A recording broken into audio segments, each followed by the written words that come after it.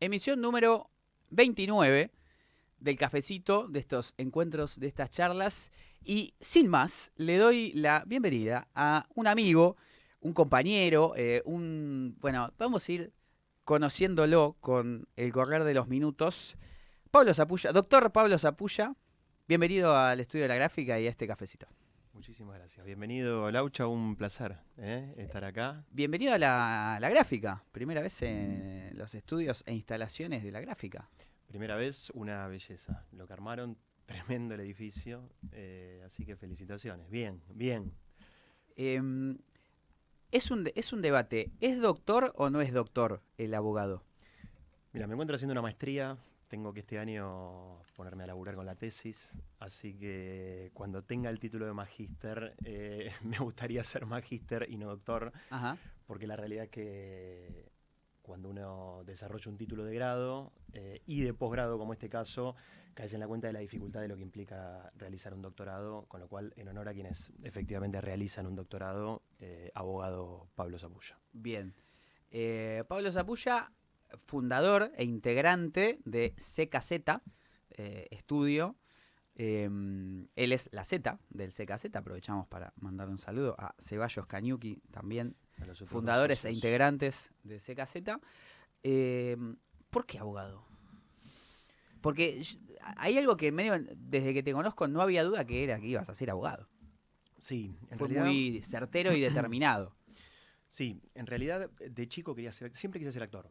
Ajá. La realidad es esa, de chico soñaba con ser actor, era lo que repetía en todo momento, de hecho no habrá habido un solo acto de la escuela que no haya participado. El café literario se llamaba, era un acto que se hacía todos los años, donde participaban de todos los grados, de todos los años de la secundaria. Me acuerdo que el sueño era ser actor. De hecho, estudié actuación muchos años, toda la secundaria hice improvisación actoral, 5 años, en una gran escuela de teatro. De hecho, me ha ayudado mucho, me ha dado bastantes herramientas Ujú. ese proceso de improvisación actoral. Cuando llega el momento de los 18 años había que elegir qué estudiar, y la realidad es que vengo de una familia que tiene abogados, mi tío es abogado, mi tía es abogada, mi hermano ya estaba a tiro de recibirse, y vino el dilema en torno a si le hacía más caso al corazón o le hacía Claro. más caso a la posibilidad de tener un título de grado en una primera instancia que me permita poder después de alguna manera tener una salida laboral un poco más posible, si Ujú. se quiere, en términos de posibilidad. Y así fue que tomé la decisión de la abogacía, pero quizás más atada a la noción de justicia Ajá. propiamente que a la cuestión del derecho en términos específicos. Entendía que la idea de la justicia era algo que quería perseguir, y entendía que la abogacía me iba a dotar de una serie de herramientas que me podía ayudar en ese sentido. Ahora voy a contar, en un ratito, voy a contarles una anécdota de cómo Pablo unió, en tantas ocasiones, pero una que recuerdo, el teatro y el derecho, si se puede llamar de alguna manera, a lo que eso fue. Eh, Desarrolle derecho, justicia. Porque es raro, a mí me suena raro, me gusta, suena bien al oído. ¿Viste cuando se reciben amigos, compañeros, y le dicen los amigos, tenemos un abogado del pueblo, el derecho del pueblo? Che, buenísimo, yo también quiero que defienda a la gente que merece justicia, si se quiere decir. Ahora, tiene que laburar el tipo. No es que, no sé, digamos, está Eso estudiando lo y sabe. espero que labure bien y que le vaya bien, que mantenga a su familia, su labura, no solo que lleve adelante el altruismo y las buenas intenciones. Contame eso de justicia, derecho, dónde está ubicado el Boga en la militancia, en la pelea por la justicia, que bueno, es obviamente una de tus pasiones identitarias, que es la militancia también, digamos. Sí, sí, de hecho nosotros cuando nos conocemos en la militancia del movimiento Evita, rápidamente también nos adentramos en la campaña nacional contra la violencia institucional, que tenía una relación directa con esta búsqueda de justicia a raíz de lo que eran las víctimas de gatillo fácil en ese momento. Y también prontamente empezaron a hacer como las primeras experiencias de vinculación con las fuerzas de seguridad, la policía, los conflictos en las comisarías, los pibes que los detenían, que los paraban con las racias, bueno. Ahora, lo cierto es que si me preguntás por el derecho, lo enmarco en la cuestión de los palacios, ¿no? En la idea de las normas, en la idea de las leyes, en un derecho que está lejos de lo que le pasa en el día a día a la gente y donde la realidad es que no siempre percibe una idea de justicia per se, porque cuando uno realiza una denuncia, ahora ya nos vamos a ir adentrando en algunas iniciativas que desarrollamos del estudio jurídico, pero lo cierto es que muchas veces si no hay una correlación de fuerzas de la política que empuje determinadas iniciativas desde el derecho, uno jamás va a obtener justicia, independientemente de que muchas veces las normas estén con una correlación directa respecto de eso que uno está planteando en una demanda o en algún planteo en términos judiciales. Con lo cual es importante, de hecho, todos los militantes de alguna manera perseguimos una idea de justicia y sin herramientas del derecho. Sin herramientas del derecho. En la mayoría de los casos, digamos. Sí. Y a la vez, muchas veces también, porque se elaboran estrategias también desde los barrios, de las comunidades, para tratar de torcer algún tipo de litigio, de conflicto barrial, y donde se implementan muchas herramientas, muchas estrategias que terminan funcionando en esa búsqueda. Yo sé que la respuesta no es lineal, no hay una respuesta, pero el derecho brinda, el derecho como algo genérico, no sé, la justicia, la ley argentina, o la ley de otro país, o la ley universal, si se quiere, es decir, el concepto, la filosofía del derecho brinda más herramientas al poderoso que al, entre mil comillas, plebeyo, o que está en otro punto de la escala social, de la correlación de fuerzas.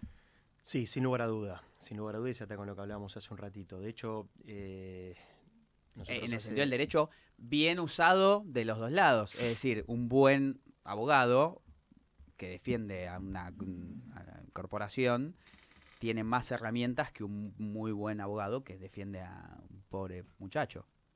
Sí, lo cierto es que en la justicia todavía existen espacios en donde hay planteos que son en favor de los sectores populares, hay herramientas, hay garantías constitucionales que a lo largo de los años hemos logrado instalar en nuestra Constitución Nacional, en las leyes que benefician en muchos aspectos a sectores del trabajo, a sectores populares. Pero lo cierto es que cuando uno ve las condiciones en las cuales estructuralmente está un gran porcentaje de nuestro pueblo, caemos en la cuenta en donde, por ejemplo, el derecho a la vivienda no es un derecho que esté garantizado, ni siquiera el derecho a la posibilidad de protestar. Ahora vamos a repasar un caso de esas características. Sí.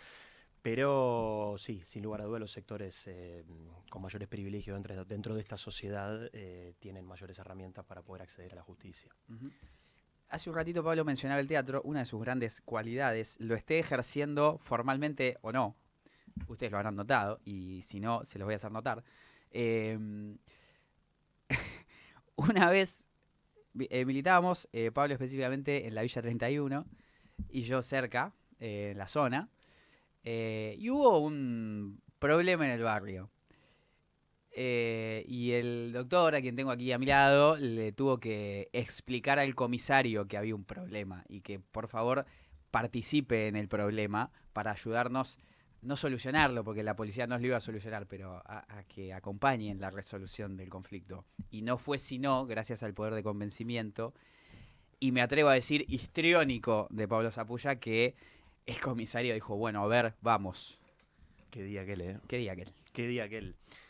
Sí, la militancia te pone de frente muchas oportunidades con la necesidad de tener que encarar una conversación, de tener que persuadir ante determinadas cuestiones que justamente se resuelven en el marco de determinados principios de la vida cotidiana, se podría decir, que no tienen que ver con la ley. Sí, porque un día antes se resolvió a los tiros. Bueno, sí. O sí, no se también, resolvió, en realidad, también. Empezó el problema a los tiros. También, por ahí podemos contar un poquito, porque si no estamos hablando por un favor, poco me en la interesa. nebulosa.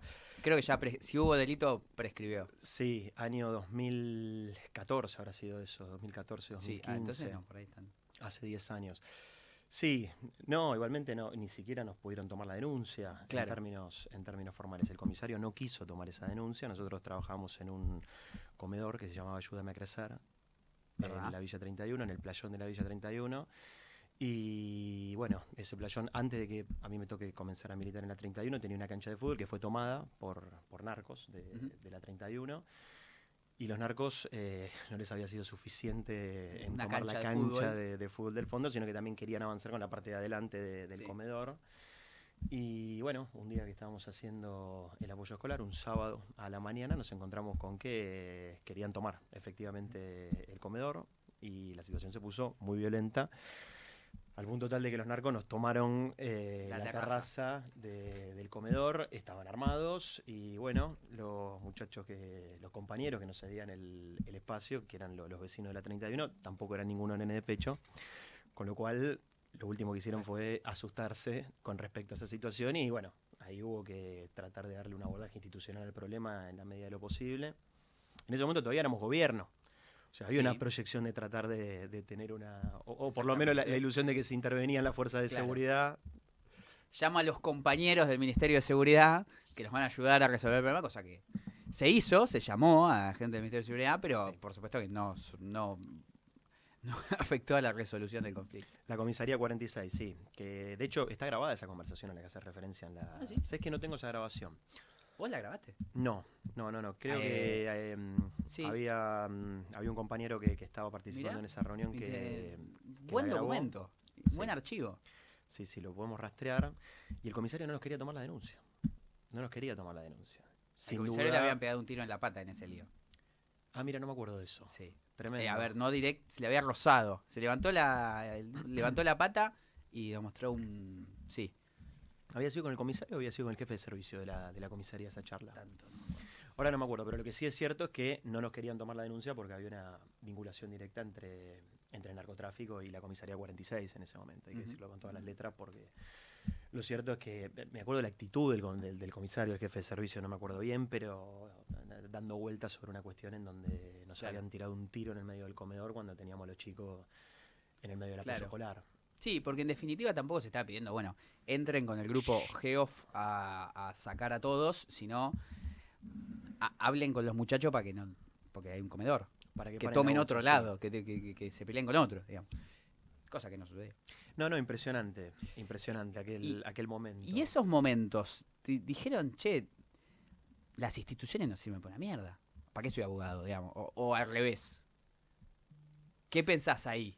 Es decir, che, yo, o sea, no sé, qué sé yo, un abogado te dice, anda y hace la denuncia, porque hay un delito, un narcotraficante usurpando un lugar. Y la realidad te dice, no se puede hacer la denuncia. Y el narco te va a tomar el lugar igual. ¿Qué hace? Sí, Y de hecho perdimos porque nos tuvimos que ir a. Sí, claro. Continuamos dando el apoyo escolar en otro espacio, nunca más volvimos a ese espacio, por lo menos no en la práctica política que desarrollábamos, que era el apoyo escolar, asesoría jurídica y otras actividades que hacíamos entre semana. Pero lejos de generarme frustración o de generarnos frustración ese momento, tratamos de seguir haciendo lo que hacíamos en otros espacios. Pero sí, es Perdón, cierto que. sí generó frustración y sí seguimos haciendo en los espacios. Claro, bueno, sí, no, sin duda generó Es mi tristeza, debate generó con frustración. la idea de la lucha incansable. Yo estoy en desacuerdo con el concepto de, por ejemplo, se dice a las madres y a las abuelas luchadoras incansables. No, la joda no es que no se cansan, es que se cansan y siguen.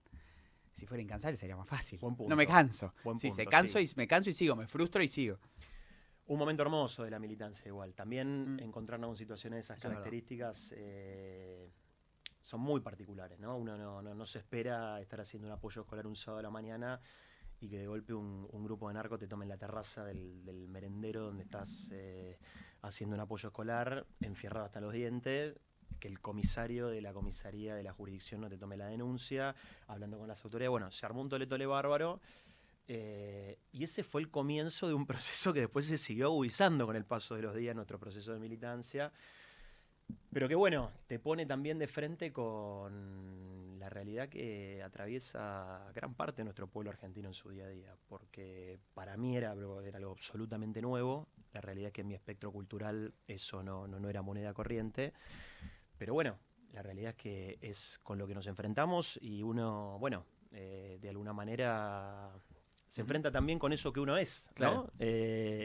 Lo que uno fue gestando también para atravesar ese tipo de situaciones, porque ni mi caso, ni el de ninguno de mis compañeros, ni vos, ni nadie, nos asustamos en el marco de ese proceso, sino que tratamos de ir al frente como loco, hicimos la denuncia, nos quedamos, Yo sí me asusté. Y Pasa que había que ir igual, entonces medio que... no quedaba otra. Claro, uno no es que estaba tipo, no, guapo, no. Sí, estaba cagado, pero bueno, fuimos igual.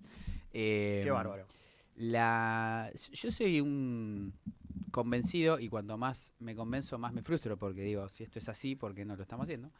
De que nuestra generación, los millennials, son quizás en los papeles, porque después la realidad hace lo que quiere, pero en los papeles, la generación nuestra, los que nacimos entre los 25 y los 35, 40, más, qué sé yo. No quiero dejar a nadie afuera, digo. Pero la generación millennial, que es la mencionada, tiene muchas herramientas que lo hacen una generación muy llamada a este momento, a la solución o sea, a la solución posible de este momento. Porque esta es una generación bien comida, comió, tuvo nutrientes de niño, no está family, ¿no? Tenía 3 platos de comida de pibe, estudió o mayormente estudió y vivió distintos procesos políticos con distintas características. Entonces se formó en la academia y en la práctica. Hablo de una generación militante, no digo que todos los argentinos y argentinas millennials lo sean, pero una generación militante que está bien comida, bien estudiada y de alguna manera relacionada con la política. Después habrá mil matices, pero en distintas etapas, que obviamente no tuvo la etapa más violenta y sanguinaria de 70, ni la represión tan feroz de los 90, pero que algunos coletazos sí, con el macrismo y ahora viéndolo con Milei. Entonces tiene como para generar un imaginario y para darse cuenta de algunas cosas, para hacer lecturas distintas, para hacer lecturas en la mala, en la buena, con un marco conceptual, con otro, eh, con grados de realidad de la buena y realidad de la mala. Se involucra en todo eso. Ha pasado experiencias como esta, por ejemplo, muchos militantes han tenido experiencias como esta, que no estuvo en riesgo su propia vida tan directamente ni estaba tan expuesto, pero que era una situación de conflicto relativamente peligrosa, en algunos casos muy peligrosa para muchos compañeros que estaban siempre metidos. Entonces se genera un algo especial en nuestra generación. A mí me frustra que no estemos utilizando esos recursos y herramientas. Pero, dicho todo esto, vos sos parte de lo que estoy describiendo. Llegado un tiempo, ¿cómo te llevas con la política? Que es una mierda, pero que es lo mejor que hay. Cada vez mejor me llevo en la política, para serte absolutamente franco. Cada vez estoy más enamorado de la política. Pero la política en tanto arte, en tanto ejercicio, en tanto forma de vida. Durante estos últimos años cada vez estoy más convencido que quiero pasar mi vida al lado de la política, quiero seguir aprendiendo. Todos los años me encuentro con que me siento un militante y en el arte del ejercicio de la política voy aprendiendo cosas nuevas y siento que ese aprendizaje es realmente infinito. Y acontecimientos como lo de las características de lo que estamos describiendo hace un ratito y otros que hemos tenido a lo largo de los años también te dan la pauta de que efectivamente la política puede resolver cualquier situación que se ponga enfrente y que es la herramienta más efectiva para poder hacerlo. Por eso la quiero cuidar, por eso quiero seguir aprendiendo, por eso me quiero seguir formando y por eso tengo tanto respeto y cariño por todos mis compañeros. La realidad es que van pasando los años y uno agradece experiencias de estas características porque te van forjando en el carácter, te van forjando también en las experiencias y todo ese proceso de militancia tiene una riqueza invaluable en la forma en que estamos constituidos, en la manera en la que afrontamos el día a día, ¿no? ¿Y no te sentís un poquito casta? Un poquito vivir en el ambiente político diciendo, che, yo no me siento el culpable de las cosas malas y eso, pero de no haber podido, de no poder solucionar o de no poder resolver, o que de compañeros míos sí sean parte a veces del problema.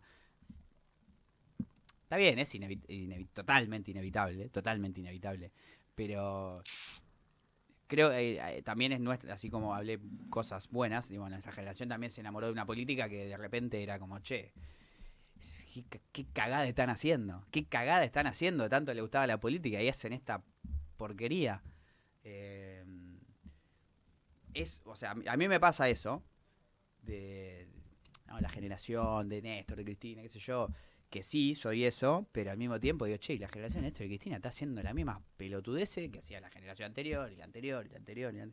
Digo, bueno, al final, o sea, la conclusión, que no, con la cual no coincido, pero podría ser, es, che, al final la política sigue siendo una mierda como fue en los 70, en los 80, en los 90. Sí, sí, siento que tenemos una responsabilidad conjunta. Lo que sí me pasa, Lauchita, es que no... A ver, los compañeros que conducen tienen el mismo porcentaje de responsabilidad en los aciertos que en las equivocaciones, pero siento que todos somos responsables de las cagadas que está viendo el pueblo argentino, pero que también somos responsables de una multiplicidad de aciertos que nos han traído hasta acá. Sí, siento responsabilidad. Lo que creo que nos tenemos que correr de esta idea de que fulano es mejor que Mengano y que porque Mengano es mejor que fulano, hoy estamos con Mengano, pero hace 10 años Mengano era un hijo de puta y es increíble lo que pasó en la historia argentina en estos últimos 10 años. Yo recuerdo la Plaza de Cristina en el año 2015, que bueno, muchas Sí. y muchos de nosotros hemos formado parte del día de Me convierto en calabaza. Y a los 2 años ya estábamos endeudados con el Fondo Monetario Internacional en 50.000 millones de dólares. Y a los 2 años viene una pandemia que nos encierra 2 años. Y ahora viene Milei. Y de golpe ayer nos encontramos con que del discurso oficial están hablando desde el gobierno de un Sí. negacionismo explícito. Entonces también la realidad de los últimos 10 años de la Argentina ha Sí. avanzado con una velocidad que es impresionante, cuando la realidad es que hasta el año 2015 las cosas en la Argentina en términos históricos y comparativos, viendo la película, estaban bastante mejor de la Claro. situación de lo que teníamos hoy. Entonces sí creo que tenemos responsabilidad. De hecho, bienvenido en algún punto este proceso político de Milei para desacoplarnos de todo aquello a lo que estábamos acostumbrados, para también animarnos a plantear utopías, a plantear iniciativas que para nosotros hace 6 meses atrás, un año, bueno, ya está hace un año y monedita Milei, pero hasta que Sí. gobernaba Alberto Fernández, eran prácticamente imposibles de plantear. Y bueno, hoy este nuevo escenario nos invita a animarnos de otra manera. Ujú. Sí, sí, sin duda. Pablo es más kirchnerista que yo.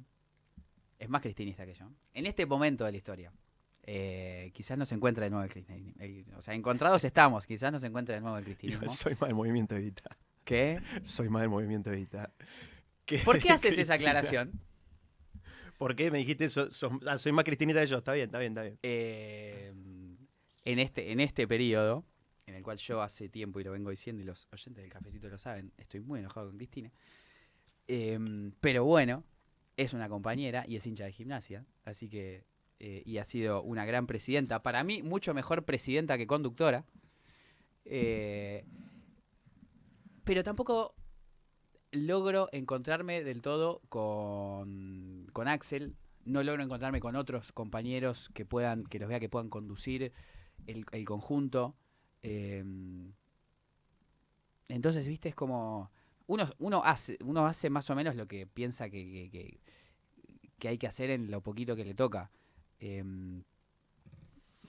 y además me cansa un poco el hecho de putear a la dirigencia. Hace ya años que la militancia putea a la dirigencia y aunque tenga razón, porque es lógico que un compañero putee a su dirigente, que se equivocan, se hacen cagadas, en momentos, bueno, flaco, pará, calmate un poco, aunque tengas razón, deja de putear un rato a la dirigencia y fíjate Sí, qué sí, haces ponete a vos. armar, ¿qué estás haciendo? Fíjate Sí, qué sí, qué sí, vas sí, a estoy militar, totalmente dónde de te vas a acuerdo. meter. No porque no tenga razón, porque seguramente tenga razón en putear a un dirigente, pero ya está, no puede vivir puteando al dirigente.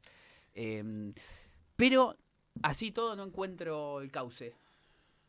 No te estoy diciendo ¿De hacia dónde vamos? que me lo muestres, Vos sabés que pero retomo el paréntesis que te hice hace un ratito. El otro día un compañero que tenemos en común y a quien ambos queremos mucho, justamente sobre la base de esta chicana, de que yo hice un posteo por el cumpleaños de sí. Cristina.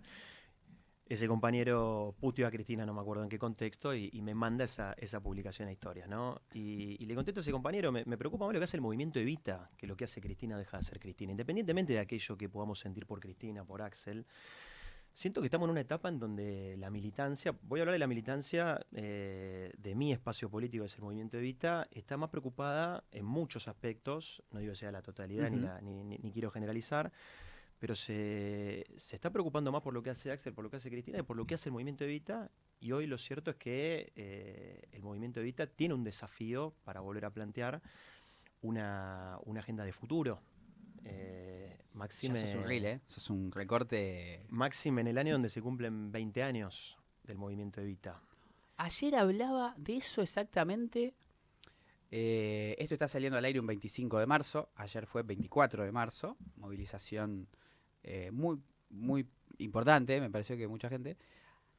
2005 son 20 años de Levita. Primero me asombró que el compañero diga, che, posta. Tipo, no se me había ocurrido. Me llamó la atención eso. Y segundo, tipo, bueno, hay que hacer algo.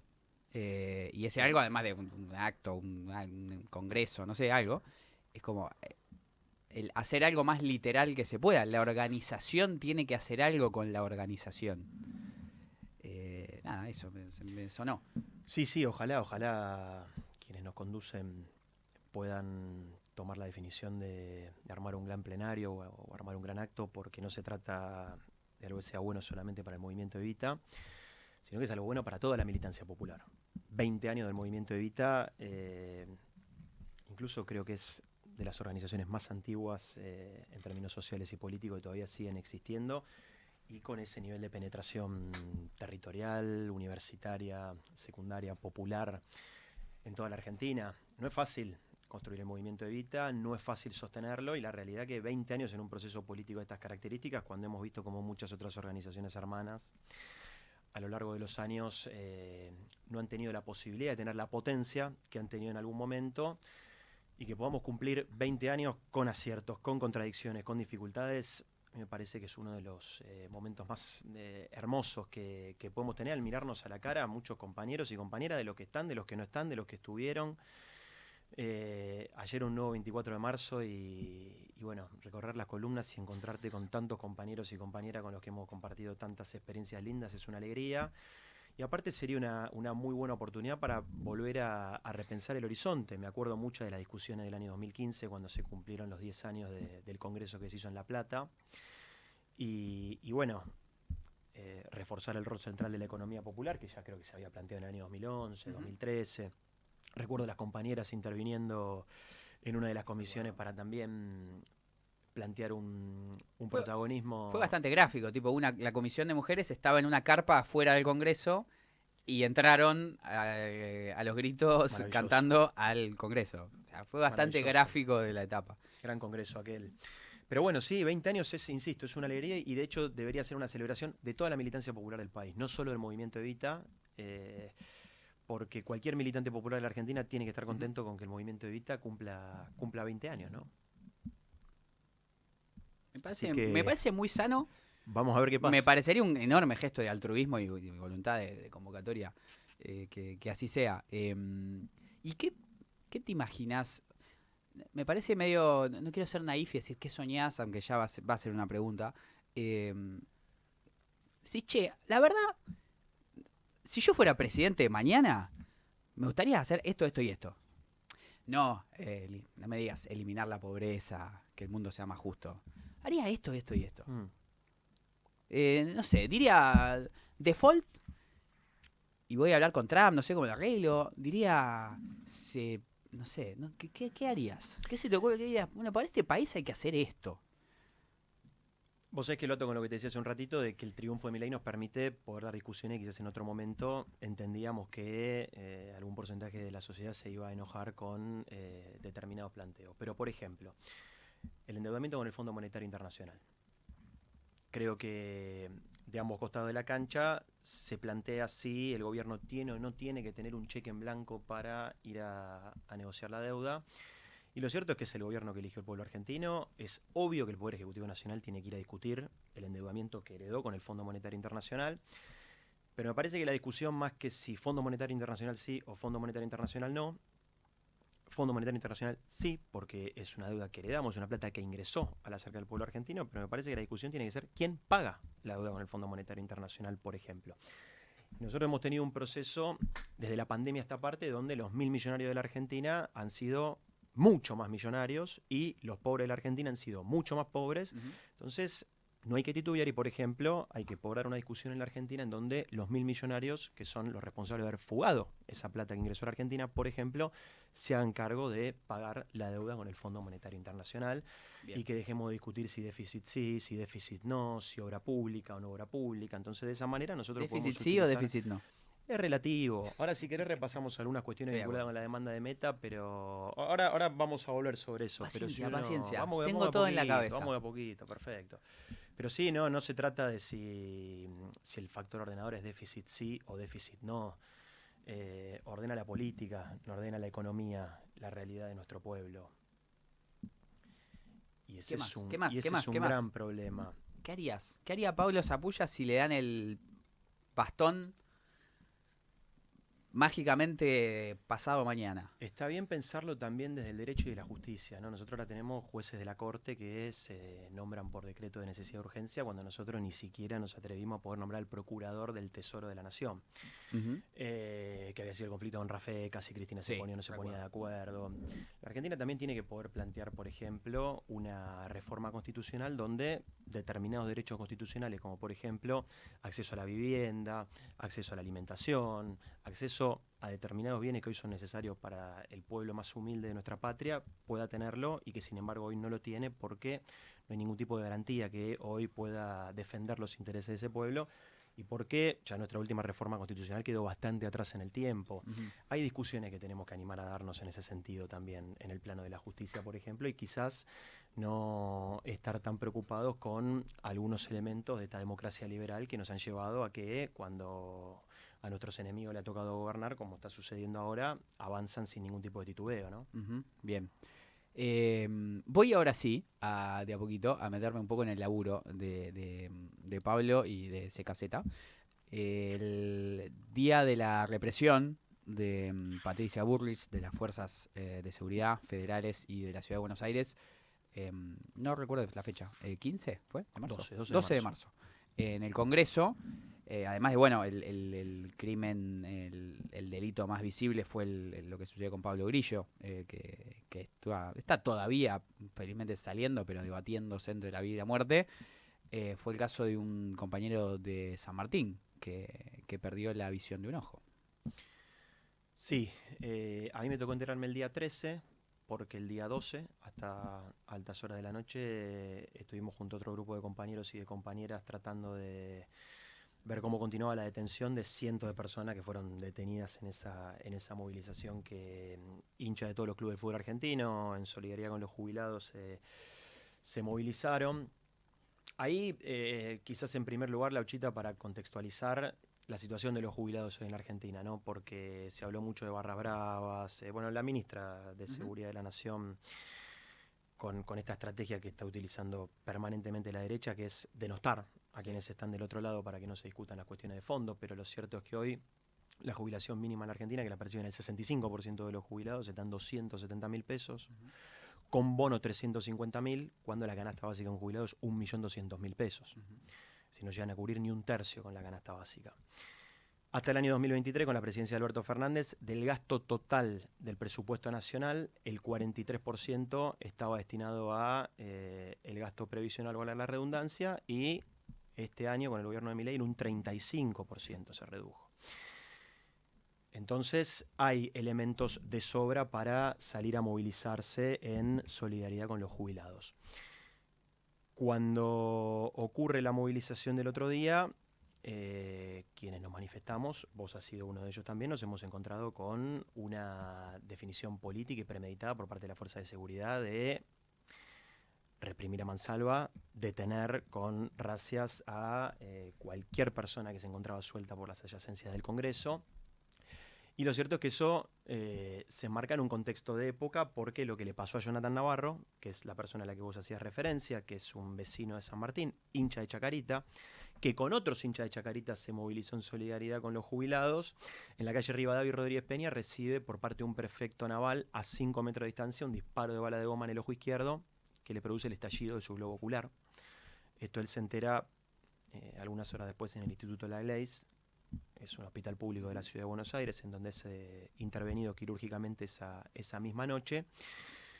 Y lo cierto es que cuando nos enteramos de estos episodios, desde la militancia del Movimiento Evita de San Martín, lo que decidimos es acompañar a Jonathan en una denuncia que se la hacemos a toda la cadena de mando del Ministerio de Seguridad Nacional. Sí. Denunciamos penalmente a la ministra Patricia Bullrich, denunciamos al jefe del operativo y denunciamos al prefecto, que todavía no lo tenemos identificado, que de hecho estamos tratando de hacer un trabajo pormenorizado para tratar de acceder a las cámaras de seguridad. Uh-huh. Porque sería bueno que contemos con los elementos probatorios que nos permitan identificar al prefecto. Claro. Bueno, el trabajo que se hizo que hizo el mapa de la policía y tantos colaboradores que mandaron videos, fotos para reconstruir quién lanzó la granada de gas lacrimógeno, que el cabo Guerrero, si no me equivoco, a Pablo Grillo, ¿no? Para identificarlo y se logró. Así que es posible.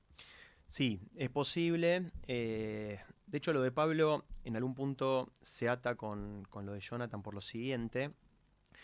Vos sabés, Lauchita, que cuando asume Patricia Bullrich como ministra de Seguridad del actual gobierno de Milei, una de las primeras resoluciones que publica es la 943 del año 2023, que es el protocolo para el mantenimiento del orden público. Uh-huh. El protocolo antipiquetes. Exactamente. Que, entre otras cuestiones, establece dos elementos que me parece importante traer a colación. Lo primero es que deroga la resolución 210 del 2011, que era la que se encontraba vigente respecto a las manifestaciones públicas, que había sido publicado cuando Nilda Garré era ministra de Seguridad con el gobierno de Cristina Fernández de Kirchner. Y esa derogación, entre tantas otras cosas, lo que deroga son tres elementos sustanciales, que hasta la asunción de Patricia Bullrich y la publicación de esta resolución no se podía. En primer lugar, la utilización de balas de goma para dispersar manifestantes, estaban prohibidas para su utilización en las manifestaciones públicas. En segundo lugar, el uso de municiones químicas, solamente podían ser utilizadas en última instancia. Y en tercer lugar, cada uno de los integrantes de las distintas fuerzas de seguridad que participen en una manifestación tenían que estar identificadas. ¿Por qué traigo esto a colación? Porque si hoy estuviese vigente esa resolución, la bala de goma que disparó en el ojo de Jonathan Navarro no hubiese sucedido. La munición química que impactó sobre la cabeza de Pablo Grillo tampoco hubiese sucedido. Y nosotros hoy podríamos identificar con mayor facilidad a los integrantes de la Fuerza de Seguridad que formaron parte de la represión, que a raíz de esa derogación hoy no tienen la obligación de estar identificados, y eso lo que nos genera es que si nosotros no conseguimos las imágenes y los elementos probatorios para poder demostrarle a la justicia que efectivamente hubo un prefecto que le disparó a 5 metros de distancia, posiblemente Jonathan pierda un ojo y esa acción represiva quede en la impunidad. Pero, pregunto, si la ministra no derogaba esos, por ejemplo, tres elementos, bueno, esto creo que quizás sucedía igual. Es decir, entiendo que en esto que ha sucedido hay un delito, más allá de que esté es decir, le tiraron una munición, una bala de goma en el ojo. Sí. Pero está permitido ahora usar balas de goma. A Pablo Grillo le tiraron, o sea, más allá que fue contra los manuales o sea, y contra la lógica de vida humana de no tirarle una granada en 90 grados porque le va a pegar a alguien y lo va a matar. Pero está permitido. No deberían ser identificados los efectivos, pero está permitido no ser identificados. Entonces, uno por lógica sabe que esto está mal, pero ¿cuál es el delito? Nosotros los delitos que denunciamos son el de lesiones graves, agravadas por abuso de la fuerza, debido a que esos integrantes de la fuerza de seguridad deberían llevar adelante protocolos para el uso de esas armas. Si yo te disparo a 5 metros de distancia en el ojo, no hay duda de que hay una decisión premeditada de llevar adelante esa práctica. Parecido a lo que pasó en Chile y parecido a lo que seguramente vamos a ir evidenciando en las próximas movilizaciones que existan, porque hay una decisión política. Ahora, y ahí es donde existe el delito. ¿Existe la represión legal y bien hecha? Sí, efectivamente hay una garantía del derecho penal que es la proporcionalidad en el uso de la fuerza. Si me Es pegan un decir, palazo con un palo, no con una bala de goma, no con una munición en la cabeza, sí, no me matan, me hacen daño.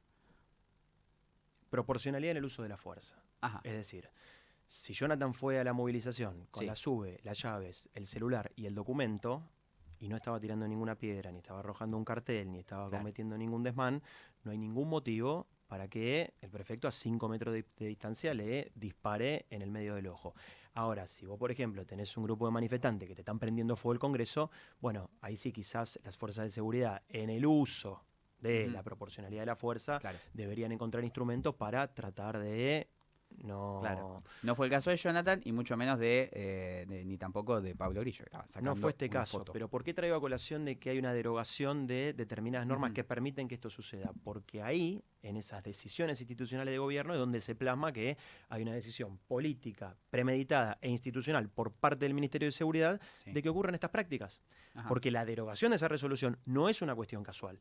Al punto tal de que nosotros hoy, si queremos ampararnos en resoluciones existentes para plantear que hay una arbitrariedad o hay una ilegalidad, tenemos menos herramientas que si estuviese vigente la resolución preexistente a la asunción de Patricia Bullrich, claro. donde estos elementos estaban taxativamente prohibidos. Bien. Entonces Patricia dice, bien que lo derogué. O sea, Exactamente. le doy menos herramientas a los abogados garantistas y zafaronistas malvados que quieren defender a estos barra bravas. Exacto. Esa es la línea de Patricia Y Bullrich. con una particularidad que mirá lo que me pasa o lo que nos pasa a los abogados que nos encontramos y otro grupo de compañeros y de compañeros al momento de esa misma noche las detenciones de los cientos de compañeros que estaban llegando a las inmediaciones de donde nos encontramos, de 9 de Sí, julio y Corrientes. En un momento llegaban los detenidos sí. porque algunos los tenían en los camiones, pero otros los empezaban a sentar en fila india detrás de las vallas, ¿no? Entonces hubo un momento en donde dijimos, vamos a acercarnos a hablar con algún jefe del operativo para que por lo menos nos facilite las listas de las personas que estaban llegando Claro. detenidas. Y antes de dirigirme a hablar con uno de los policías, entre mí pienso, vos fíjate el Estado de Derecho ahí en la Argentina, ¿no? Donde estos tipos nombran jueces por decreto. Justo esa misma tarde me había tocado hablar con Edu Tonioli, que es un diputado nacional también del Movimiento Evita, donde nos estaba contando que había habido una sesión, horas antes al desarrollo de la represión, en donde un diputado de La Libertad Avanza estaba sentado en su banca dando quórum, el presidente Martín Menem tenía que comenzar la sesión, vienen un grupo de diputados de La Libertad Avanza y los sacan a las trompadas de su banca. Entonces, y utilizamos estos dos ejemplos porque son el Congreso Nacional y la Corte Suprema de la Justicia, dos instituciones que conforman nuestra república, dos poderes del Estado que conforman nuestra república. Entonces yo entre mí decía, ¿con qué autoridad voy a pedirle a un policía el listado de los manifestantes que están detenidos o de las personas que están trayendo presas? Sí, desde la Corte Suprema de Justicia, Claro. que se supone que es el órgano rector de la protección de la Constitución Nacional de la Argentina, nombra jueces por decreto y no pasa absolutamente nada. Y si en el lugar donde se tienen que aprobar las leyes que rigen a cada uno de los argentinos, hay quórum para que comiencen a sesionar y los agarran a trompada, digamos. Entonces, ahí donde cuando hay que problematizar que en la Argentina no está habiendo Estado de Derecho y donde se están desarrollando una serie de acciones que si se prolongan con el paso del tiempo, acciones de las características como la de Jonathan Navarro y tantas otras que deben estar ocurriendo y que van a continuar profundizándose, van a ser moneda corriente. Esto no es nuevo, ya ha pasado en otros momentos de la historia. Hay un fenómeno que creo que se está dando a partir de ese momento. No quiero ser taxativo en el día anterior no y el día siguiente sí, porque todos son ciclos, procesos que se van dando a nivel militancia popular, pero creo que aportó la represión a una reverberación y a un reflote, no resignificación, una renovación de la movilización. Es decir, volvimos o estamos volviendo a las calles. Creo que esa jornada fue muy interesante porque prácticamente no había columnas organizadas ese miércoles, más allá que los grupos de hinchas que iban llegando con una organización relativa, no de cuerpo orgánico, sino venían todos juntos. Y había gente que salía, evitando un poco la represión, pero se agrupaba y volvía. Y volvía a Plaza Congreso, o sea, hasta que no reprimieron y tiraron gases por toda, inundaron la Plaza de Congreso de gas, no se limpió, no se fue. Y siguieron a la gente por la Avenida de Mayo y la llevaron hasta Plaza de Mayo y la sacaron de Plaza de Mayo y Sí, la hasta que corrieron. Corriente. Y detuvieron 120 personas. Es que por lo que decís vos, las detenciones duraron hasta las 8 de la noche. Ahora, así toda la noche, 9, 10 de la noche, la gente dijo, che, todo está mal, y voy a salir de nuevo. Hay gente que se había ido y volvió, y hay gente que no había ido a la tarde y fue a la noche. Al miércoles siguiente fue de nuevo la gente. 24 de marzo se llenó la plaza. No solo valorar y reivindicar la tosudez y determinación del grupito pequeño de jubilados que no dejaron de ir los miércoles y les pegaban y seguían yendo los miércoles y les pegaban y seguían yendo, sino que además empieza a haber algo de, bueno, políticamente la verdad no hay mucho, o por lo menos no hay mucha respuesta. De hecho, todo lo contrario, hay cada vez más discusión interna porque empieza a haber armado de lista, etcétera. Y ayer charlábamos con un compañero, era, quizás la organización se esté equivocando a dónde mira. Está mirando al Congreso a ver qué podemos resolver y en realidad hay que mirar a la plaza, que la gente está respondiendo. Entonces, ¿hacia dónde hacemos política? Creo que empieza a haber una discusión ahí que se volvió a instalar. Creo que ahí, mal dicho, pero nos hizo un favor la represión, porque lo puso muy de manifiesto, lo puso blanco sobre negro. Literalmente dijeron, son ustedes o nosotros, son ellos o nosotros. Le pegaron un tiro a Pablo Grillo, casi lo matan, sí, porque es un militante kirchnerista. Lo pusieron muy, muy de manifiesto. Entonces, bueno, por ahí hay algo ahí. Hay una voluntad reorganizada de que la manifestación pública, dado que no tiene representación institucional, o más o menos, pasa a ser un eje central de la agenda política. O por lo menos me gustaría que así fuera, porque creo que estamos yendo a la anomia en términos de discusión institucional y estamos yendo a la reconstrucción de lazos en la movilización. Yo soy un convencido de que los sindicatos y los clubes están siendo bastiones o pilares de por lo menos de aguante, como se puede, con errores, con problemas, con lo que sea.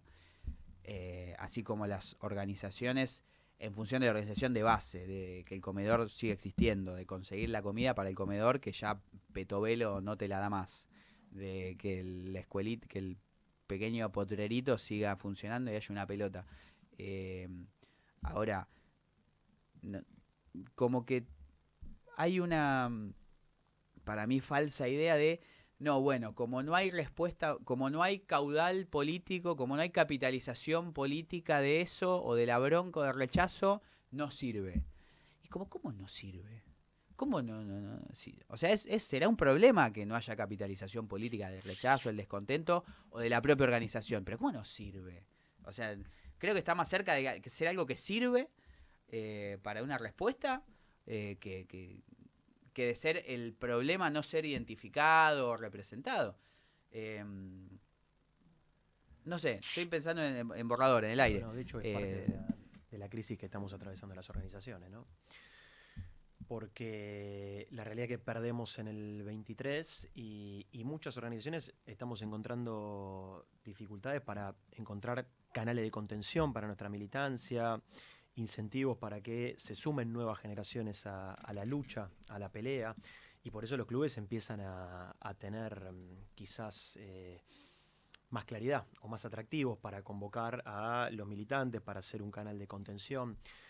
Estoy de acuerdo, Laucha, es una foto de la etapa que los hinchas hayan sido los que se movilizaron, y también es una foto de la etapa que, mientras afuera están reprimiendo a jubilados y a hinchas, los diputados estén votando un apartamiento del reglamento para votar la creación de la Comisión de Juicio Político para que en el Congreso se discuta el delito de la criptomoneda. Uh-huh. Y después esos mismos diputados subiendo muchos de ellos fotos colgados de las vallas, planteando una hipotética preocupación. No, la dirigencia tiene que estar al frente o al costado de este conflicto, de estas movilizaciones. No puede ser que... voy a ser malo. Sí. No es que... Digo, un poco eso hay que hacerlo porque hay que hacerlo. Es decir, que vos hagas una denuncia en la comisaría no va a salvar a la Argentina. Ahora, vas y la haces la denuncia en la comisaría. Sí. una comisión de la Comisión de Juicio Político de Proyecto de él no va a resolver nuestros problemas. Pero hay que hacerlo. Sí, y hay muchos momentos para que eso suceda. Si a 2 metros de distancia donde vos estás sesionando están reprimiendo a los jubilados y están reprimiendo a los hinchas de fútbol, me parece que el lugar de esos diputados es salir a acompañar a esas personas, porque hasta incluso en términos políticos podría generar mayor impacto, mayor quilombo que esos diputados estén ahí. Mismo con muchos actores, con muchos artistas. Es momento de dejar de usar Twitter, es momento de dejar de priorizar ciertas apariciones públicas para tratar de acompañar a esas personas en el marco de esas movilizaciones y que las fuerzas de seguridad y los que están dispuestos a reprimir, si lo hacen, tengan otros problemas, aparte de reprimir a jubilado, aparte de reprimir a Pablo Grillo y aparte de las cosas que vemos que están haciendo. Pero ya le han pegado a diputados. Me acuerdo que le pegaron a Castañeto, a Eduardo Valdés, no sé, que quedaron como en el tumulto y les pegaron y mucho no cambia. Se podría plantear la hipótesis de que vos haces referencia a la represión de la No me reforma acuerdo previsional del 2018. No, más, fue ahora, fue una de los quilombos en el Congreso de este año pasado, era Milei.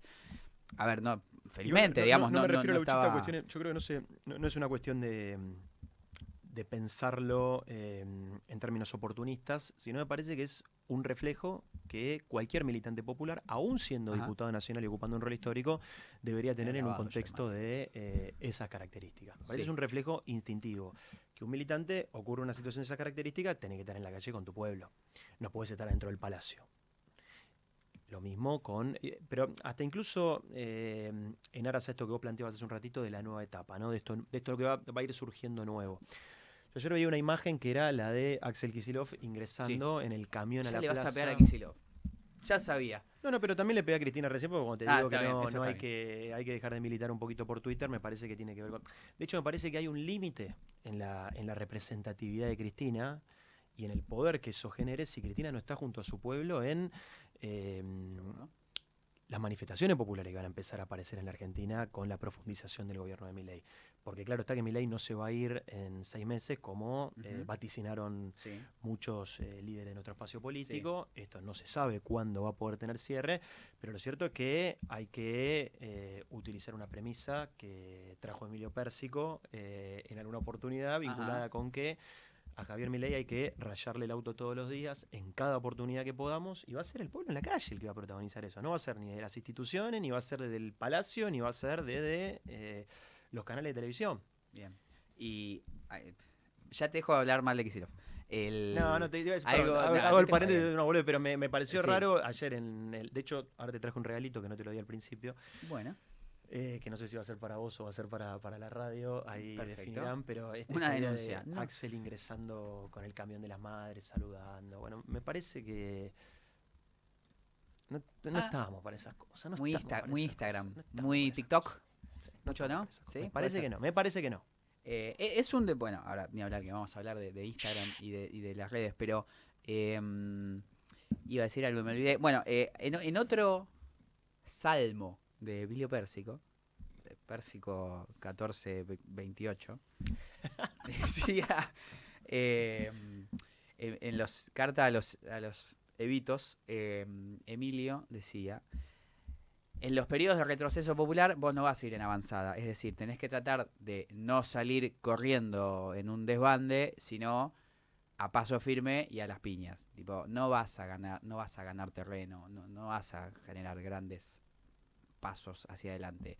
Vas a tratar de que lo que ganaste te lo saquen muy de a poco, que te lo saquen lo menos posible, que te lo saquen lo más lento posible, que te desorganicen lo menos posible, pero te van a desorganizar, te van a sacar cosas, te van a cagar derechos, te van a reprimir.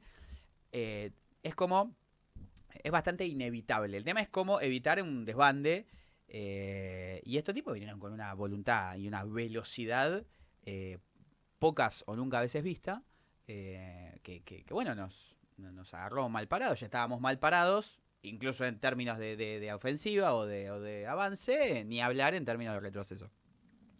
Entonces hay muchas hay mucha discusión y poca discusión, o sea, como mucha discusión y poco debate.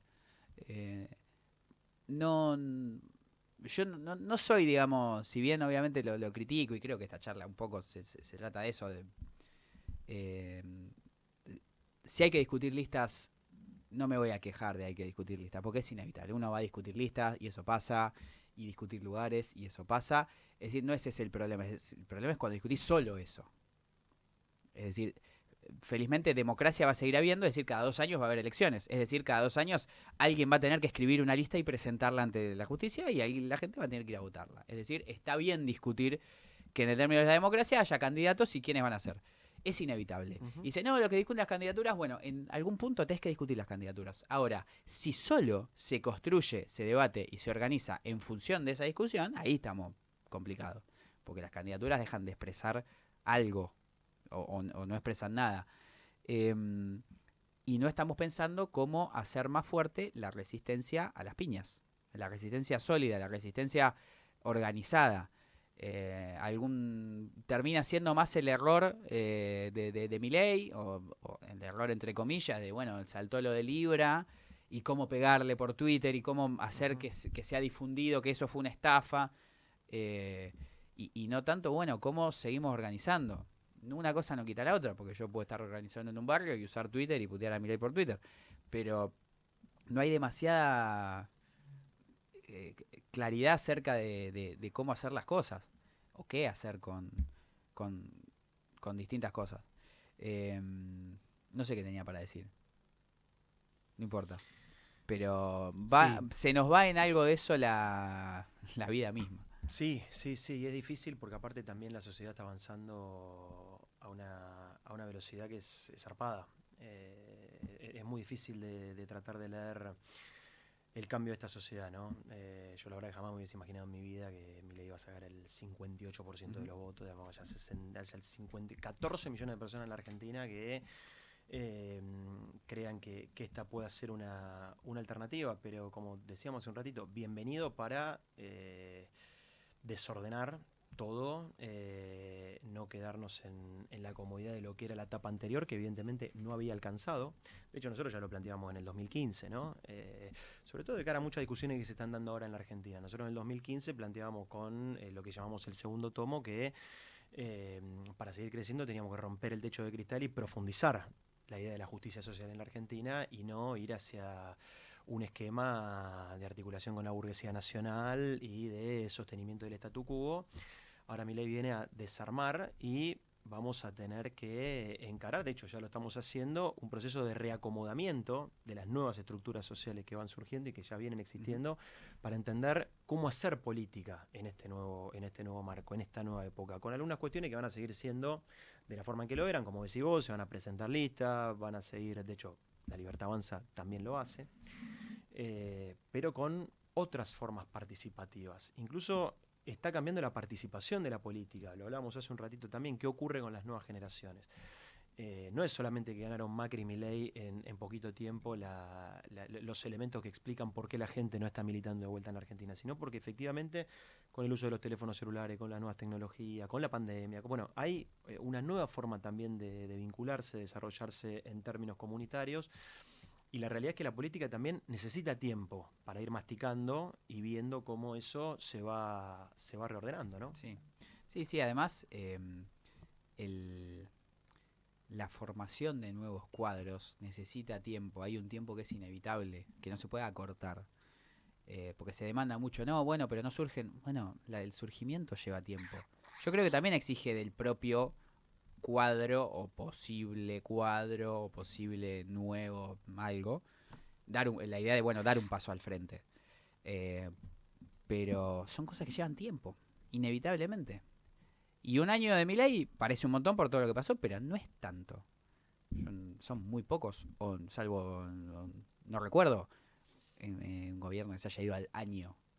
O sea, si realmente este año se va Milei, no creo que suceda. Si este año Milei deja de ser presidente, Argentina crearía un nuevo hito en la resistencia popular a nivel mundial. El propio pueblo que lo votó, un año y medio después, considera que no está representando ni trabajando en función de sus intereses y lo saca. Sí. Sería algo que creo que no va a pasar, ojalá pase, pero his- histórico y No, es algo mundialmente inédito, es extraordinario algo para la inédito. democracia. El triunfo de Milei es algo inédito en el mundo. Por sus características, por su particularidad, por estar haciendo el jardín de infantes en la presidencia. Ujú. Porque lo cierto es que es una persona que en 4 años, 5 años de aparición pública llegó a la presidencia. Es algo realmente inédito. Que es difícil hacer futurología también en la Argentina, ¿no? Con las cuestiones que están pasando es muy difícil pensar lo que va a pasar de acá a una semana. Pero mi temor con respecto a estos tipos que se van a ir con 150 muertos en la plaza, si se van. No va a ser como de la Rúa, que era un tipo que venía con una formación republicana, radical, que escribe la renuncia, se va en el helicóptero, viste, que venía teniendo como problemas psicológicos y la Claro. pastillita. Sí, Pero sale el si, propio si Milei con una Si Milei ametralladora se del va, balcón. antes Sí. de irse se va con 200.000 muertos en la plaza. Eso es lo que me da miedo, pero por lo que veníamos analizando, la violencia con la que van respondiendo y aparte mechada con niveles de pragmatismo que realmente denotan la inteligencia de los tipos respecto hacia dónde avanzan, cómo van corriendo el arco. Por momento muestran una brutalidad que parece absurda, pero por momento demuestran un pragmatismo que les permite generar transformaciones mediante consenso de la política con fuerzas hegemónicas e históricas de la Argentina que también vienen Ujú. con un trayecto político y que eligen articular desde el peronismo hasta el PRO, Ujú. por todos lados. Claro. Entonces es muy difícil. Sí creo que hay que dar discusiones, y es el momento para poder darlas, sobre todo en un contexto, insisto, creo que lo decíamos hace un ratito, pero donde los 1.000 millonarios cada vez van a ser más 1.000 millonarios en el mundo y los pobres van a ser más pobres en este mundo. Entonces hay que empezar a abrir debates en torno a cuál va a ser la participación de esos 1.000 millonarios en el reparto de la torta para los que hoy no están pudiendo ni siquiera ver a kilómetros de distancia las mieles, ¿no? Ujú. Parte de eso es algo que vienen trabajando desde el estudio, que es algo inédito en la Argentina, y no sé si hasta en el mundo, que es, el eslogan es Instagram te debe plata. Sí, el robo del siglo. El El robo robo del del milenio. milenio. El El robo robo del del milenio. milenio. ¿Cómo que Instagram me debe plata? Es buenísimo eso. Sí, a ver, para contextualizar, desde nuestro estudio jurídico tenemos una forma de encarar el laburo que tiene que ver con no solamente abordar los casos que llegan, sino que también plantear algunas discusiones en el marco del derecho que nos permitan poder discutir en la arena del derecho. Y que esto tiene que ver un poquito con lo que veníamos conversando. La tecnología durante los últimos años avanzó con una velocidad brutal y lo cierto es que las leyes en la Argentina corren detrás en ese avance de la tecnología. Así que ahí se plasma un primer elemento que nosotros entendemos que desde el derecho tenemos que hacer un aporte a la política y a la realidad de la Argentina a través de empezar a plantear discusiones y a plantear iniciativas que un poco inviten a la discusión de marcos normativos que dialoguen con determinadas problemáticas del siglo XXI. Y ahí es donde aparece el conflicto de Instagram.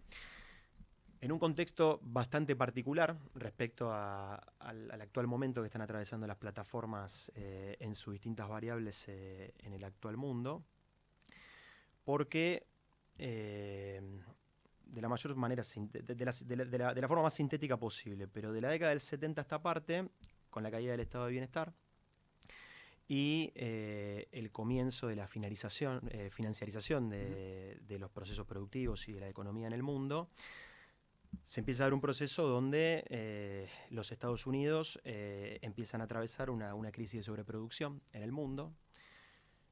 Alemania y Japón eran los dos países que competían con respecto a la cuestión de los costos con los Estados Unidos y en el marco de la búsqueda de la reducción de los costos, Estados Unidos empieza a encarar un proceso de fragmentación del aparato productivo tal cual lo conocimos durante el proceso del estado de bienestar. Eso, entre tantas otras consecuencias, empieza a generar un proceso en la política económica del mundo en donde la guita que estaba circulando dejó de ir dirigida a las empresas y a la producción de bienes y servicios, a las fábricas y a la contratación de mano de obra, y empezó a ir dirigida de manera directa a el entramado financiero y de los activos y las acciones de Wall Street.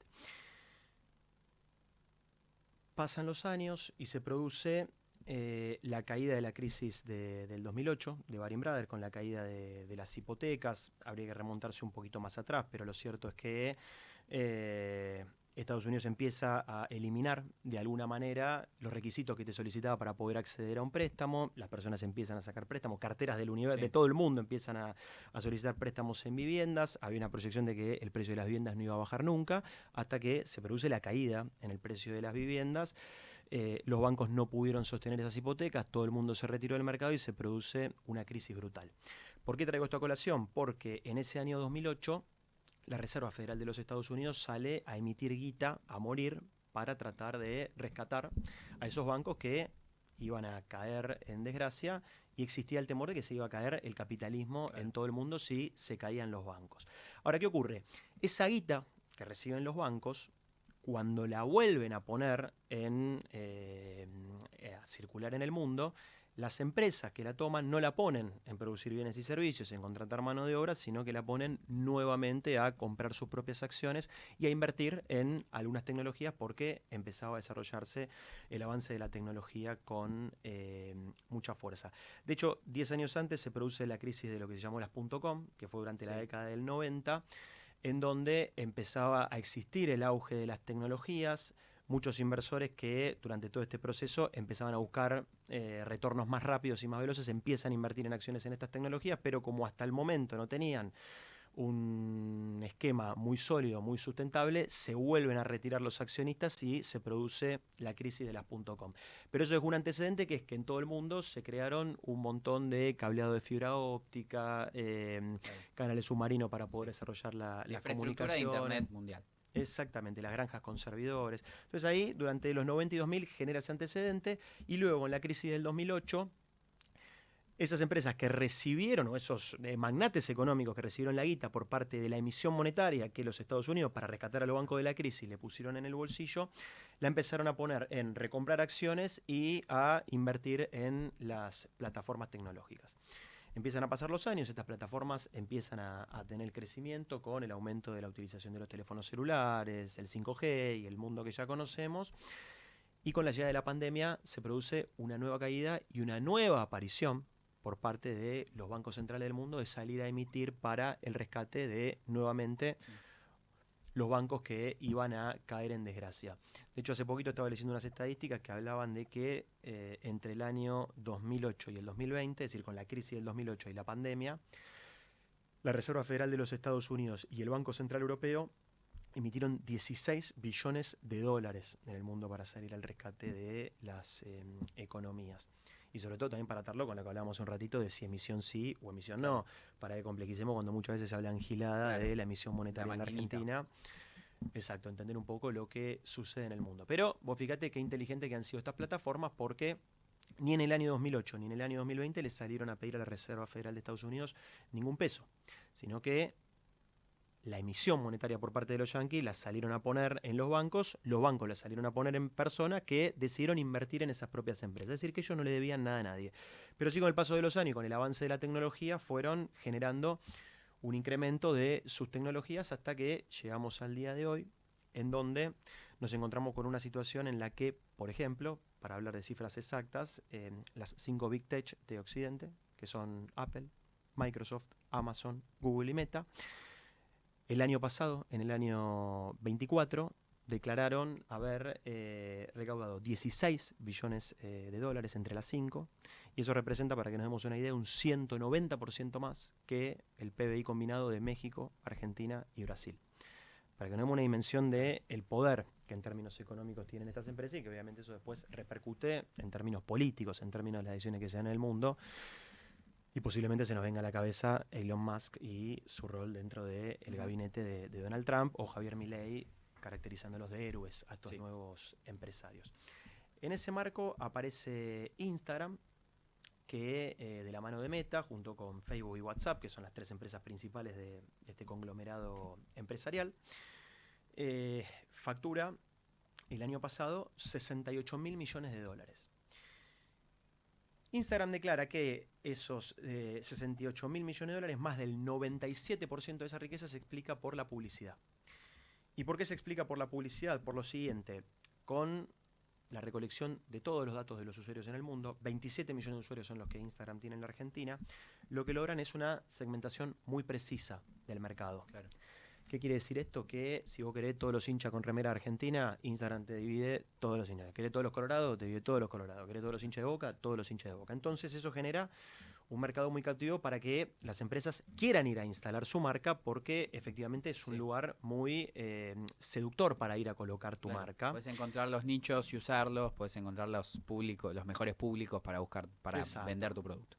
Grandes procesos de segmentación, los mejores del mercado, y 27 millones de personas en el mercado cautivo, que son los usuarios que en la Argentina tiene Instagram. Entonces lo que nosotros decimos es, Instagram gana plata, 68 mil millones de dólares. Las empresas ganan plata porque ubican sus marcas y logran efectivamente vender sus productos a partir de esa segmentación que es tan precisa, pero los usuarios, que somos los que con nuestros datos explicamos toda esa cadena de valor, no recibimos un peso. Y con una particularidad, que es que cuando nosotros aceptamos los términos y condiciones al empezar a utilizar estas aplicaciones, en ningún momento renunciamos a poder generar un reclamo económico por el uso de nuestros datos. Entonces nosotros, sobre la base de esa premisa, encontramos una ventana para agarrar a un usuario de Instagram y hacer un reclamo económico para que se reconozca el valor económico de los datos que esa persona utiliza y que explican la riqueza de esta empresa, en términos generales. Bien. No, es gran explicación. No solo coyuntural, sino histórica, de la acumulación, la gran acumulación del siglo XXI. Es decir, a raíz de 2 crisis trascendentales se hizo una gran acumulación para las grandes del mundo en pocos años, 2008-2020 como crisis significativas, pero en un proceso muy muy breve en este cuarto de siglo. Y es como, bueno, pensar, che, qué loco, en definitiva. Es como, creo que antes se hacían, todavía sin las redes sociales, las encuestas de mercado. Es decir, las empresas le pagaban a gente normal para que digan qué les gusta y qué no. Y a partir de esos estudios trataban de diseñar sus publicidades, sus propagandas. Pero esa gente le pagaban algo. Poco, obviamente, pero le pagaban algo por la encuesta que estaban llenando. Sí. Acá no. Acá pones un like y nadie te está pagando por ese like. No. De hecho, vos estás pagando porque estás usando datos y pagando tu factura de teléfono celular. ¿Y qué tan posible es legalmente llegar a algo así? ¿Quién es Juan Instagram en la Argentina, o cómo se instrumenta judicialmente la demanda? Nosotros la demanda se la dirigimos a Meta, que tiene sus oficinas en la Argentina, en Puerto Madero. Sí. Es decir, tiene un domicilio legal al cual nosotros dirigimos la demanda, y ahora está tramitando ante la justicia comercial federal de nuestro país. Y acá quiero traer a colación algo que discutíamos al principio, ¿no?, respecto a la diferencia entre la justicia y el derecho. Nosotros vamos a tratar de hacer nuestro mayor esfuerzo de nuestro humilde estudio jurídico para correr al máximo los límites de esta demanda, pero lo cierto es que hay una cuestión específica, que es la de la demanda, y hay una cuestión más a mediano y largo plazo, que es poder instalar una discusión en relación a lo que decía hace un ratito, respecto de los avances y algunas discusiones que se tiene que dar el derecho en la Argentina para legislar sobre nuevos esquemas de dominación que hoy tenemos en el mundo. Para dar algunos datos precisos, pero fíjate la paradoja. Mark Zuckerberg compra WhatsApp en el año 2014 y paga 22 mil millones de dólares. Y compra una empresa con 50 empleados. Con lo cual, lo que está claro es que compró datos. No compró ni un fondo de comercio, ni compró trabajadores. Estamos hablando en el año 2014. Y después existen otras particularidades, ya desde la perspectiva del trabajo, a diferencia de lo que fue la hegemonía del estado de bienestar, donde empresas como General Motors, por ejemplo, parte del 80% de lo que recaudaban iba destinado a los trabajadores. Hoy, en promedio, el 1% de lo que recaudan estas empresas es dirigido a los trabajadores de las propias plataformas, con lo cual veamos la brecha fenomenal que existe entre lo que recaudan y lo que le asignan a los trabajadores que existen en las propias plataformas, y esto solo se explica porque su riqueza no solamente la generan sus trabajadores, sino que la generamos los usuarios con el uso de los datos. Necesitan uso de datos para que nosotros usemos cada vez más las tecnologías, ubiquen publicidad y de esa forma recibir plata por parte de las empresas que participan en el uso de estas plataformas. Vamos entonces en un plano, no sé ni cómo sería ubicar temporalmente lo que voy a decir, pero vamos entonces a un mundo donde incluso los pueblos no se disputen me pongo en términos marxistas, la plusvalía propia de su trabajo, sino la disputada obtención del capital que se genera, entre comillas, solo porque se genera financieramente y se genera con en este caso, por ejemplo, uno no está, se puede discutir, pero no está específicamente trabajando Instagram, sino que está usándolo como usuario. Vamos hacia un mundo donde quizás hasta obtengamos más riqueza en la disputa de sacarle un poco de lo que generan en la nube, de disputarse, bueno, la plusvalía que genera construir una silla. Bueno, vos fijate que el caso de Elon Musk en Estados Unidos me parece que viene a explicar un poco esto, ¿no? Y es el caso de Milei. Vienen a destruir todo aquello que podría generar una sombra sobre cualquier propuesta que vaya en busca de lo que ellos están acumulando y cómo van camino a querer esgrimirse como los dueños absolutos del mundo, porque aparte tienen los datos, tienen la información, tienen nuestras conversaciones. A mí me parece, sin lugar a dudas, vamos a un esquema donde toda esta torta que están acumulando, hay que ver de qué manera se reparte. ¿El trabajo ha muerto? Bueno, ¿O morirá? es interesante, es interesante. Vos sabés que ayer estaba analizando algunos datos del trabajo y ocurre algo bastante simbólico. Si yo te pregunto cuántos trabajadores tiene Mercado Libre en la Argentina, ¿se te ocurre alguna cifra? Pocos, no sé cuánto. Yo voy a tirar un número para jugar. 50. No, 12.000.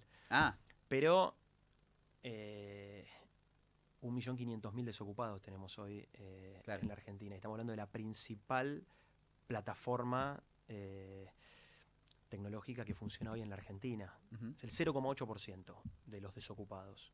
Ni hablar de la minería, el petróleo y el litio y el gas, que generan creo que aproximadamente 102.000 puestos de trabajo en la Argentina. Es el 7,8% de los desocupados que hoy tenemos en la Argentina. Uh-huh. Es decir, que esas nuevas formas vinculadas con las plataformas y aquello que se chorean todos los recursos naturales, difícilmente vayan a poder explicar la resolución del problema del trabajo en la Argentina. Fíjate lo que le falta, ¿no? 7,8%, 0,8%, 1,5 millones desocupados, y ni hablar de los 8 millones que encuadran dentro de la población económicamente activa, pero que son los trabajadores informales, Claro. los del IFE. Sí.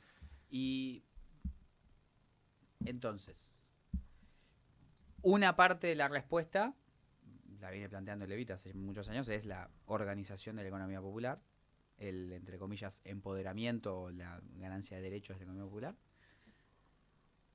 Otro es tratar de por lo menos sustentarse de alguna producción basiquísima. Ahora, no hay respuesta al problema del trabajo.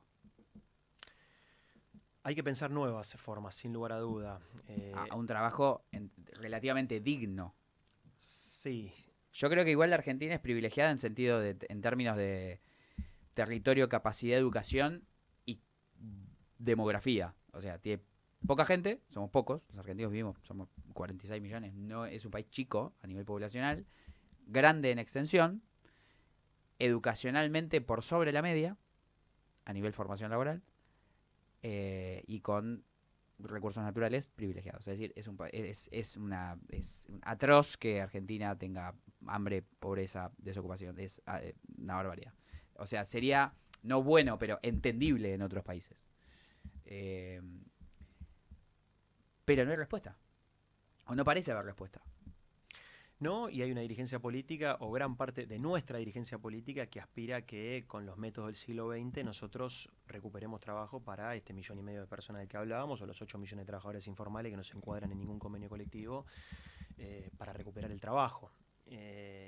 Igual la del... O sea, yo sé que no, porque no es que firmo, no firmo esa idea de, bueno, linealmente, pero es algo. Es decir,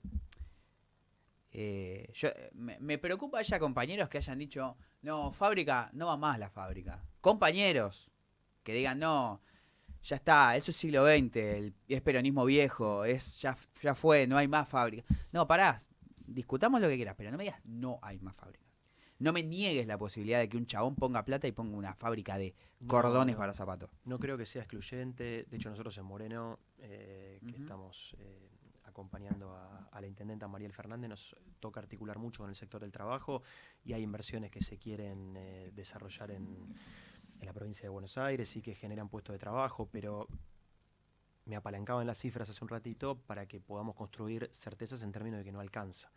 Me parece que no son excluyentes estas formas a las que hace referencia, pero lo cierto es que estamos muy lejos de tratar de alcanzar las cifras que necesitamos para que hoy todo el pueblo argentino pueda llevar un salario digno a su casa y que esas familias puedan morfar, que esa familia se puedan educar y que puedan vivir dignamente. Estamos lejos, por lo que te decía, Lauchita, te agarré el ejemplo de la principal plataforma tecnológica de la Argentina, 12.000 puestos de trabajo. Te hablé del litio, te hablé de la minería, te hablé del gas y te hablé del petróleo. 100.000 puestos de trabajo. 1,5 millones desocupados.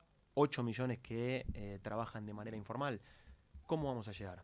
Entonces, el aporte que hacen los movimientos sociales es poder decir, véannos, en la economía popular hay nueva forma de poder pensar el trabajo en las que quizás encontramos una respuesta a un sector, que no es la totalidad. Obviamente, si se desarrolla el trabajo formal en los términos en los que lo planteas, bienvenido. Y no hay duda de que en el marco de un circuito virtuoso de desarrollo de la economía, como decía Perón, donde la plata gire 3 veces, ¿no? Claro. Donde, sí. Sí, o sea, la cuestión de la economía popular es que no es, vuelvo a Carlitos Marx, la economía popular no disputa la apropiación de su propia generación de plusvalor. Intenta apropiarse de la generación de otro plusvalor. O sea, la reivindicación, por lo menos, quizás estoy planteando algo equivocado. El tipo que vende algo en un vendedor ambulante, lo vende y se queda con la plata. Obviamente, y la usa. No, es parte de, digamos, lo estoy planteando de la manera más tonta y llana posible. No está debatiendo ni con un patrón, ni con una empresa acerca de dónde va mis horas puestas. Yo vendo algo y lo cobro. Lo que estamos discutiendo es todo ese otro plusvalor que se genera financieramente, tecnológicamente, en otras esferas del capital, que ese pedazo también vaya a mi laburo, también sea parte de mi ingreso. A diferencia de el obrero, del proletario, que era, bueno, yo construyo una silla y vale más cara porque yo me tomé el trabajo de construirla, yo quiero que parte de mi trabajo sea revalorado, es decir, estoy discutiendo mi propio plusvalor. La obtención 50-50, la recuperación por parte del trabajador de lo que generó. Entonces, la economía popular busca un plusvalor donde no los construye. Sí, en parte en el sentido de que hay cooperativas que producen, generan valor agregado y tienen muchas ramas, entonces por ahí es diferente para cada una. Pero la discusión central termina siendo la apropiación de la renta, pero una renta generada de otra manera. Sí, es una respuesta que ha tratado de encontrar el pueblo argentino, y no solo el pueblo argentino. Y la humanidad, en en la el siglo humanidad, XXI. los pueblos de Latinoamérica, para tratar de sobrevivir. Los veía en el recital de Don Osvaldo el domingo, la cantidad de trabajadores de parrilla que había, y lo mismo en la marcha del otro día. Y son respuestas que inventa el pueblo argentino, pero en las que el Estado no puede dejar de reconocer que hay un sujeto, no puede dejar de reconocer que aún en el marco de ese valor que se genera, se puede tener una obra social, se puede tener un proceso de formalización gradual, en el cual esas personas traten de tener un día a día que sea un poco más sencillo. El problema en la Argentina es que si hay personas que dejan de invertir en fábricas, en manos de obra, porque son mucho más rentables los retornos que te dan las acciones, que te dan los bonos, de poner la guita, que es al mundo en el que nos están invitando estos magnates, por eso hacíamos la caracterización que hacíamos hace un ratito. Nadie va a querer venir a poner guita a invertir en este mundo. Y ese es el problema al que nos vamos encaminando, porque también hay que ser muy respetuoso de los que invierten. porque es su guita, porque es la que generaron y no tienen por qué ponerla en determinadas inversiones que pueden generar pérdidas, en determinadas inversiones que no te generan ninguna certeza de que en el mediano plazo pueden llevarse adelante. Entonces cuando vos ves que hay una Argentina que cada 4 años genera cambios en materia normativa, en materia de las leyes, de la manera que lo estamos viendo, es muy difícil que alguien quiera verdaderamente invertir en la Argentina cuando te das vuelta y tenés instrumentos que en dólares te rinden de manera más redituable, cuando tenés altas tasas en pesos que te permiten poder traer los dólares, cambiar los pesos y volver a sacar dólares, cuando hay leyes de blanqueo Claro. que se anuncian con pitos y cadenas. La evasión fiscal es brutal. Ayer también, repasando algunos datos, está viendo Apple. Son cifras del año 2022, pero Apple de los 220 millones que había, 220 mil millones de dólares, 200 los tiene declarado en el exterior, no los tiene en Estados Unidos, que es donde tiene su sede fiscal. Entonces eso le impide a Estados Unidos, por ejemplo, recaudar impuestos. Como no recauda impuestos, tiene que salir a emitir guita y de alguna manera los estados también se van viendo acorralados a tratar de generar instrumentos en el marco de un capitalismo que se va haciendo cada vez más difícil y donde existen datos que también son alarmantes. La revista Forbes decía hace poquito que los usuarios de las plataformas usamos en promedio 145 minutos al día las redes sociales, y en un promedio de 80 años son 6 años utilizando el teléfono celular. Perdés 6 años de tu vida usando el teléfono. Sí. Entonces, de ahí, y retomando la idea de la demanda de Meta, es que entendemos que va a empezar a ser interesante la discusión en la Argentina respecto de qué ocurre con el uso de los datos, si esos datos pueden o no ser susceptibles de tener un valor económico, si tienen o no un valor susceptible de ser económico, cómo se reparte, porque por ahí, en términos de aquello que planteaba también Mark Zuckerberg del ingreso básico universal, esa guita que se recauda puede ser orientada a pobreza indigente, puede ser orientada a este 1,5 millones de desocupados o a los 8 millones de trabajadores informales. Hay que ver la manera en que se reparte, pero sí invita a pensar una nueva narrativa en donde hay una determinada cantidad de la torta del mundo que se está acumulando en estas empresas. Bueno, ¿de qué manera la repartimos para tratar de que los que están mal no vivan tan mal? Pablo Zapulla, llegando al final, ya vamos 1:20, 1:20 y pico. ¿Se viene el Beto Márcico? Se viene Beto Márcico en un Argentina. ratito, juega la selección. ¿Qué es lo que te...? No quiero, te lo advierto, no quiero lugares comunes, no me digas la paz mundial. Me animo, te tengo que hacer el regalito todavía. Muy bien, la justicia, o sea, sí, o sea, está bien, pero no me digas cosas que podría decirme otra persona. Está bien. ¿Qué te mueve? ¿Por qué haces las cosas? Desde chico anhelo con tratar francamente de tener un mundo en donde las cosas no sean las mierdas que vivimos todos los días cuando recorremos los barrios, cuando recorremos las cárceles, cuando vemos cosas como las que ocurren con Jonathan. La decisión de representar a Jonathan después de una marcha en donde le pegan un balazo en el ojo no es algo mediante lo que se especula, sino que es una corazonada. Es una decisión que sale de la sangre y me parece que esas pequeñas corazonadas son las que en el día a día nos llevan a que el viento nos junte y a tratar de discutir cómo en el marco de todos estos quilombos tratamos de encontrar respuestas a situaciones que sean mejores para nuestro pueblo. Toma 2. Corte. Pablo Zapu. ¿Qué te sale? Me gustó, pero más. No es eso. Sí es eso en el plano general de la idea política. ¿Qué te mueve? ¿Qué tenés ganas? ¿Qué te genera? ¿Qué te motiva? En lo mundano. En lo. Mirá. Me cambiaron el interruptor de lugar. No, perdón. Antes estaba acá al costado. De la crudeza humana, de lo que decís, che, yo tengo ganas de hacer esto, no sé si está bien, por ahí está mal. No, no, es que realmente te digo que me conmueve el amor. Realmente me conmueve el amor, pero posta. Eh, no me gustan las cosas que son una mierda. No, no me siento cómodo, siento que me ocurre algo dentro del cuerpo que explota. Después uno va tratando de contenerlo con el paso de los años, pero no me gusta lo que es una mierda. Y hay muchas cosas que son una mierda.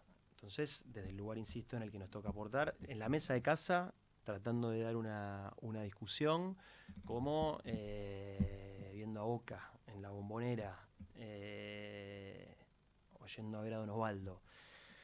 Me mueve en el día a día esa necesidad, ese hambre de que hagamos justicia, de que hagamos justicia con este mundo. Es, pero posta te lo digo, o sea, me despierto y no se me genera la situación de la frustración en términos del día a día. Más bien que tengo privilegio, tengo un laburo hermoso, tengo un estudio jurídico, tengo una familia que amo, tengo una novia con la que convivo y estoy enamorado. Hay un montón de cosas muy lindas que uno la fue construyendo, pero posta que me despierto y quiero transformar este mundo. No sé si es tan racional en los términos, no sé si... Totalmente, totalmente. Y estoy seguro que a vos te va a pasar lo mismo, digamos, pero... ¿o no? Sí, no sé, sí, creo que sí. Es eso, y me ocurre de chico. Realmente me ocurre de chico. Me ocurría cuando te decía que hacía actuación y lo hacía en un escenario y tener un rol para transformar. Y no en pos de la ventajita, no en pos de priorizar mi desarrollo económico en detrimento de otros procesos. Si miro para atrás y veo la película que juntos hemos caminado, nos hemos encontrado una organización en la cual tratamos de organizarnos. Hemos tenido posibilidad de desarrollar una multiplicidad de otros caminos y sin embargo estamos acá. Y si pienso por qué estamos acá es que efectivamente son corazonadas. A las que uno no tiene más que tratar de ser fiel y de tratar de, aún en las contradicciones, cagarse todos los días lo menos posible y tratar de pelearla. Nos equivocamos, tropezamos y vamos a tratar de ponernos de pie, pero estoy seguro que vamos a dar vuelta a los destinos de la patria. No tengo duda de eso.